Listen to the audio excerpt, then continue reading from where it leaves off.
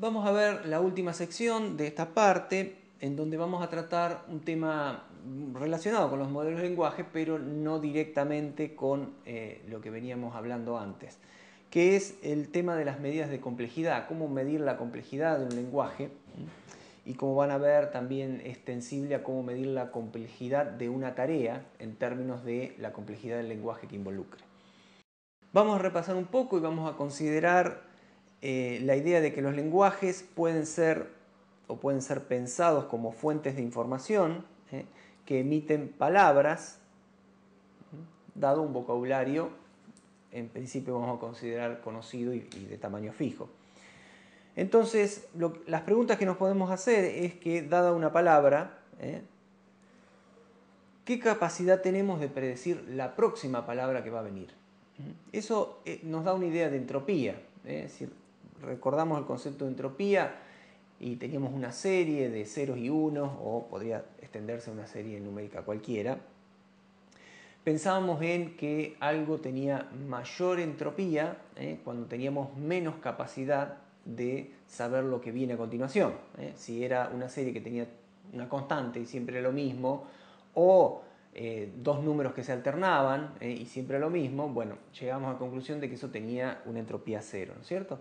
Bueno, en el mismo sentido, si lo pensamos en la secuencia de palabras generada por un modelo de lenguaje o en el lenguaje natural, podemos pensar en esa idea de que la entropía nos da una idea de la capacidad que tenemos de predecir lo próximo que va a venir. Y otra forma de pensar esto, que vamos a ver más adelante que están directamente relacionadas, es la del concepto de perplejidad. ¿Qué sorpresa o qué nivel de sorpresa me da la próxima palabra cuando llega? ¿Realmente es algo que yo esperaba o realmente me sorprende y no tiene nada que ver con lo que yo esperaba? Esa es la idea de perplejidad.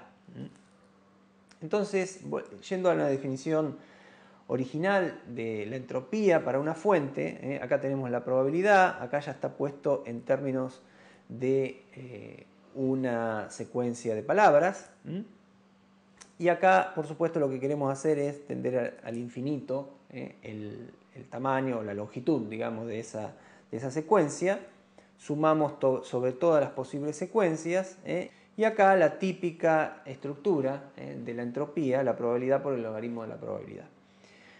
Esto podemos considerar que si la fuente es ergódica, nos podemos sacar esta probabilidad y esto que tenemos acá sin necesidad de hacer esa sumatoria sobre todas las probabilidades, y podemos considerar una secuencia suficientemente larga y obtener esta definición alternativa para una secuencia de la entropía. Acá básicamente, bueno, esto es lo que le comentaba, estamos considerando que las probabilidades de todas las secuencias son iguales, o sea, son todas las secuencias con Q tendiendo a infinito, lo podemos pensar más fácil, son igual de probables, y ahí es que eliminamos ese promedio afuera. En la práctica obviamente no tenemos un Q infinito, así que siempre tenemos un Q suficientemente grande pero finito, y ahí ya estamos reduciendo un poco más esta aproximación, y la interpretación que le damos en el contexto de los modelos de lenguajes o el reconocimiento automático del habla es que la entropía, fíjense, es el grado de dificultad que encuentra el reconocedor cuando intenta predecir o reconocer la próxima palabra que va a venir en base a su historia. Si yo dijera que el reconocedor tiene que reconocer secuencias de tipo hola, hola, hola, hola, hola, hola, hola, bueno, evidentemente la entropía es muy baja, lo que va a decir el reconocedor, independientemente incluso de evidencia acústica, lo próximo que viene es hola y se acabó, digamos, ¿no? En cambio, si yo dijera palabras que no tienen ningún sentido desde el punto de vista gramatical, probablemente cualquiera pensaría que la capacidad de predecir la próxima que va a venir es totalmente nula.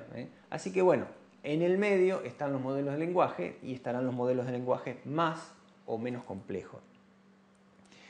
Vamos a ver, acá en el caso de que tengamos un modelo de lenguaje, ¿se acuerdan la probabilidad de la secuencia de palabras, que era lo que teníamos en la ecuación esa elemental de los reconocedores, y que lo tenemos aproximado por una n-grama? Lo que podemos hacer es expandir esta productoria. ¿Se acuerdan que esta era la forma que aproximábamos con las hipótesis correspondientes y que truncábamos la longitud a n? Entonces el logaritmo queda afuera de la productoria, lo cual nos puede permitir sacar esa sumatoria ahí, y tenemos una forma de calcular la entropía para una n-grama con esta simple pasaje en la ecuación. Algo que se define en función de la entropía de una gramática es la perplejidad. Se define de esta forma. La perplejidad es 2a la entropía de la n-grama correspondiente, y lo podemos poner en estos términos utilizando lo anterior. Vamos a hacer algunas interpretaciones de este concepto de perplejidad. Entonces, una forma de interpretar eso es pensando que la perplejidad es el grado de ramificación promedio de una red de palabras. Imagínense que tienen la red de palabras con las conexiones, que son las probabilidades, y que de cada palabra salen dos posibles otras palabras, o sale una sola, o en su defecto podría ser que de cada palabra salgan 10, o 15, o 50, o 10.000 palabras. Por supuesto, la perplejidad va a ir aumentando en ese caso, ¿no? Así que esa es una manera de interpretar la perplejidad.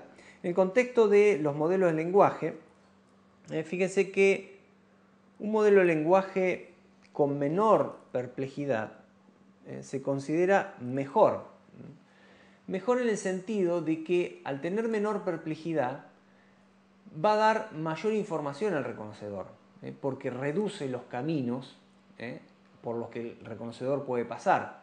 Entonces, ante una misma tarea, supongamos que la base o el corpus de entrenamiento y la base de palabras que tenemos para hacer entrenamiento, tenemos dos modelos de lenguaje igual de buenos para el modelado, pero uno con menor perplejidad que el otro. Bueno, vamos a elegir el de menor perplejidad, porque evidentemente le va a facilitar, le va a dar más información al reconocedor. Otra utilización que se suele dar al concepto de perplejidad es para medir la dificultad de una tarea, de reconocimiento. Una tarea de reconocimiento puede ser, por ejemplo, los dígitos, tener los 10 dígitos del 0 al 9 y alguien que dice números telefónicos. Podría ser que si yo me ubico en cualquier región del mundo, los números telefónicos pueden tener cualquier estructura, pero también yo sé que si yo tengo un código de país, una característica, incluso si es celular o no, cosa que puedo saberla de antemano, e incluso la estructura de los números de una ciudad, que por ejemplo en Santa Fe podríamos decir 4, 5, 7, o sea, hay algunas estructuras típicas con las que comienzan. En Santa Fe ningún número telefónico fijo va a empezar con 9542 o 0005, esas estructuras no existen. Entonces yo puedo pensar de que si puedo medir en un modelo de lenguaje entrenado para una determinada tarea cuál es la perplejidad resultante, indirectamente yo podría saber cuál es la perplejidad de la tarea, y de esa manera pensar en que puedo tener una idea de cuál es la dificultad de esa tarea en términos de los modelos de lenguaje, ¿no? La dificultad acústica en términos del ruido y todo eso podría ser totalmente diferente, pero en términos del modelo de lenguaje puedo estimar esa dificultad. Y eso se utiliza mucho para caracterizar las tareas de reconocimiento del habla. Se habla de que tal base de datos tiene mayor o menor perplejidad que tal otra. Muchas veces cuando el dominio es acotado, cuando es una base de datos relativa a, por ejemplo, el uso médico pediátrico, o relativa a el uso para pedidos en una pizzería, o relativa a la geografía de la provincia de Santa Fe, evidentemente el lenguaje es más acotado y también la forma en que se pueden concatenar las palabras es más acotada, por lo tanto son de menor perplejidad. Dada una palabra, dicho de otra manera, son menos las palabras o las ramas que se abren a partir de esa palabra en esa tarea en particular, y por lo tanto el modelo de lenguaje tiene mucho que decir. Sin embargo, por el contrario, si yo citara el caso de decir números entre el 0 y el 9, sin que esté en el contexto de números telefónicos, simplemente libremente, para decir cualquier tipo de número, podría ser la parte central de un DNI, no digamos los primeros números, pero los que vienen después, del segundo, tercero en adelante, ahí yo no tengo ninguna forma de estructurar eso, y evidentemente a cada número le puede seguir cualquier otro. Por lo tanto, en esa tarea básicamente lo que yo sé es que el modelo de lenguaje no me va a aportar nada, la voy a tener que resolver con la información acústica sobre todo. Finalmente les dejo acá la bibliografía. El primer libro es un libro en donde se trata muy detalladamente los aspectos de los modelos de lenguaje, las enegramas, todas las técnicas de suavizado que vimos están muy en detalle. Otro libro en donde lo pueden ver, un poco menos detallado, pero también con suficiente profundidad, es el de Juan y Acero.